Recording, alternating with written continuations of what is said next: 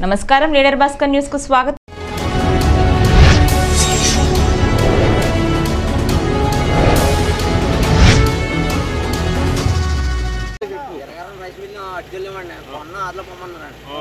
పొమ్మంటే నేను నువ్వు ఆర్బీకేకి వెళ్ళాలమ్మా. నువ్వు రైతులకు ఆడకమ్మద్దు.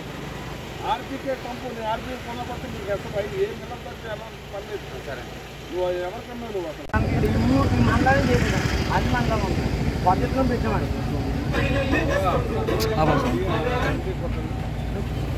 చెప్పలేదు. మీరు ఎవరన్నా నేను ఆల్రెడీ చూసాను. బాగోకపోతే పంపిస్తుంది. చెప్పండి, 186 తక్కువ పడుతున్నారు. మీరు ఆర్బీకే ద్వారా అమ్ముకోండి, కొంటామండి. ఈ మండలం అబద్ధం చెప్తాను. అటు వెళ్ళిపోండి, అటు పక్క వెళ్ళిపోండి. మీరు ఆ పక్క వెళ్ళండి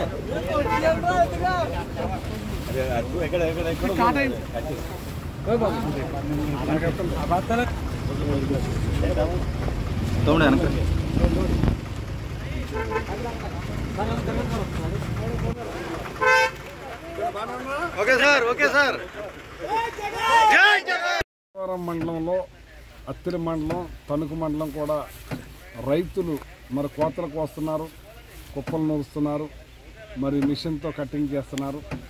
ధాన్యం రైతులు మరి ఏ రకంగా ధాన్యం అమ్ముతున్నారంటే అన్ని చోట్ల ధాన్యం బాగా కొంటున్నారు, బాగా వెళ్తున్నాయి, ఏ ఇబ్బంది లేదు. కౌలుదారి రైతులు మాత్రం ఓనర్స్ అకౌంట్లో పడి మాకు డబ్బులు రావట్లేదని చెప్పి అనడం జరిగింది.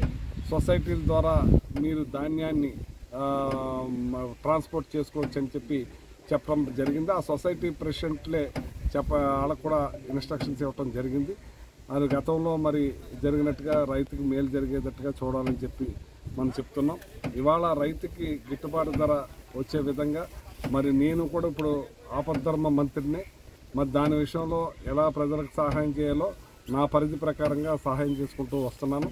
అలాగే ఇవాళ ఏదైతే 21 కొత్త విత్తనం దాన్ని కొంతమంది రైతుల్ని మోసపోయారు, కొంత తక్కువ రేటుకి అమ్ముకుని ఇదయ్యారు. ఆ తక్కువ రేటుకి అమ్మొద్దు, ప్రభుత్వం మరి 600 చిల్లరకే కొంటుంది, దాని ప్రకారంగానే అమ్ముకోవాలని చెప్పి చెప్పడం జరిగిందని చెప్పి ఒక రైతు బిడ్డగా నేను వ్యవసాయం చేశాను, బోస్తాలు మోసాను, కుప్ప నూర్చాను, దమ్ము చేశాను, తొరాలు వేసాను, కలుపు తీశాను, అన్నీ నాకు తెలుసు. కాబట్టి రైతుకి అండగా ఎప్పుడూ నిలబడతా. నాకు ఇచ్చిన కాడి నుంచి సివిల్ సప్లై మినిస్టర్ రైతులకు మేలు జరిగేటట్టుగా, మంచి జరిగేటట్టుగా సహకరిస్తున్నాం. ఇవాళ పూర్తిగా అన్ని రకాలుగా రైతులకు మేలు జరిగేటట్టు